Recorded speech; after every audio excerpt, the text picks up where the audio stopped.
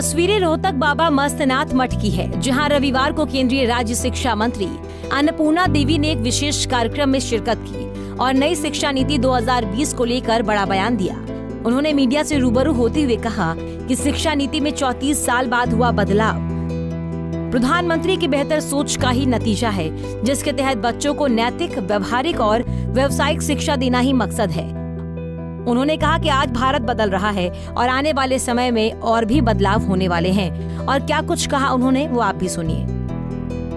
सबसे पहले इस मठ में बाबा बालकनाथ जी को, बाबा को और सांसद जी सभी के प्रति आभार व्यक्त करते हैं और आप सभी को बहुत बहुत शुभकामना, बहुत धन्यवाद। और ये दूसरी बार हमें यहाँ आने का अवसर मिला। एक बार तो मेले में आई थी, बहुत बारिश भी थी, और इस बार स्कूल के कार्यक्रम में मुख्य रूप से यहाँ पे पहुँची हूँ। तो बाबा का यहाँ पे जिस तरह से ये यूनिवर्सिटी है, इसके माध्यम से लोगों को काफ़ी शिक्षा के क्षेत्र में आगे बढ़ाने के लिए बाबा ने जो प्रण किया है, ये बहुत ही बड़ी बात है। और आज के समय में मुख्य रूप से अगर हम लोग देखें तो हर कोई शिक्षा को बेहतर करने के लिए, शिक्षा के क्षेत्र में कैसे हम आगे बढ़े, इसके लिए लगे हैं। और आदरणीय प्रधानमंत्री जी, ये पहली बार है कि 34 साल में राष्ट्रीय शिक्षा नीति 2020 लॉन्च भी किया है। तो उस शिक्षा नीति के माध्यम से आप देखेंगे तो प्रधानमंत्री जी की सोच उसमें पूरी दिखती है कि अभी की शिक्षा कैसी हो।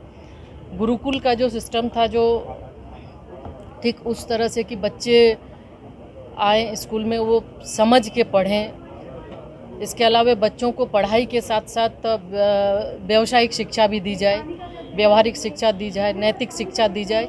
इस तरह के सभी इस राष्ट्रीय शिक्षा नीति में सभी कुछ को इसमें समाहित किया गया है। तो निश्चित रूप से आने वाले समय में हमें लगता है कि बाबा जी का तो बहुत अच्छे ढंग से यहाँ चलता ही है और बेहतर होगा, और इस क्षेत्र के लोगों को इससे काफ़ी फायदा भी होगा। अच्छा, नई शिक्षा नीति की आपने बात की है, कितना बदलाव हो पाएगा?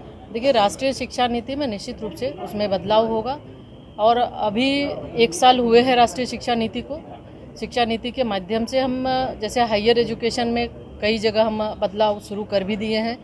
और चूँकि स्कूली शिक्षा आप जानते हैं कि वो राज्य के साथ समवर्ती सूची में है, तो राज्य के साथ हम दोनों से एक समन्वय स्थापित कर राज्य में भी नई राष्ट्रीय शिक्षा नीति लागू हो, इसके लिए हम प्रयास कर रहे हैं। हमें लगता है कि राष्ट्रीय शिक्षा नीति हम सभी राज्यों से जो बात हुई है, तो हर लोगों ने ये शिक्षा नीति व्यवहारिक है, हर लोग लगभग वो एक एक्सेप्ट भी किए हैं। और आने वाले समय में जब आप देखेंगे कि इस शिक्षा नीति के माध्यम से काफ़ी बदलाव होगा, और सिर्फ रटंत शिक्षा नहीं बल्कि इसमें लोग बच्चे समझ के पढ़ेंगे, अपने भाषा का भी इसमें विकास होगा।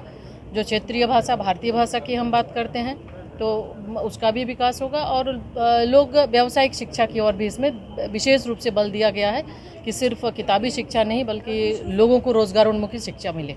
लेकिन मंत्री महोदय, जिस तरह से आपने कहा नई शिक्षा नीति से बदलाव होगा, लेकिन सरकारी स्कूलों के हालात अभी भी वैसे ही हैं। प्राइवेट स्कूल जो है, अभी प्राइवेट स्कूलों का बोलबाला है, और बच्चे जो है प्राइवेट स्कूलों को, बच्चे क्या पेरेंट्स भी देखिए, हमेशा हम सकारात्मक सोच के काम करते हैं। हमें लगता है कि उसमें आप सबका भी अहम योगदान है, भूमिका है, आप चौथे स्तंभ है। जहाँ कहीं भी ऐसा लगता है तो निश्चित रूप से बदलाव की बात हम करें। और हमें लगता है बहुत कुछ धीरे धीरे भारत बदल रहा है, बहुत कुछ बदला है, और आने वाले समय में आपको इसका रिजल्ट भी देखने को मिलेगा। बता दें कि आज केंद्रीय राज्य शिक्षा मंत्री बाबा मस्तनाथ मठ में भाजपा सांसद व बाबा मस्तनाथ मठ के महंत बाबा चांदनाथ की पुण्यतिथि में एक कार्यक्रम में शिरकत करने के लिए पहुंचे थे। उन्होंने कहा कि राष्ट्रीय शिक्षा नीति के तहत जहां भाषाओं की व्यापकता होगी, वहीं बच्चों में संस्कार और नैतिकता भी कूट-कूट कर भरी जाएगी। यही नहीं, रोजगार के अवसर प्राप्त करने के लिए व्यावसायिक शिक्षा का होना भी जरूरी है। इसीलिए राष्ट्रीय शिक्षा नीति 2020 में व्यावसायिक शिक्षा की प्राथमिकता भी रहेगी, जो राष्ट्र के निर्माण के लिए बेहद जरूरी है। रोहतक से दीपक भारद्वाज, पंजाब केसरी टीवी। हमसे जुड़े रहने के लिए हमारे YouTube चैनल को सब्सक्राइब करें और नई वीडियो की नोटिफिकेशन के लिए बेल आइकॉन को दबाएं। अगर आप ये वीडियो Facebook पर देख रहे हैं तो लाइक जरूर करें और ज्यादा से ज्यादा शेयर करें। धन्यवाद।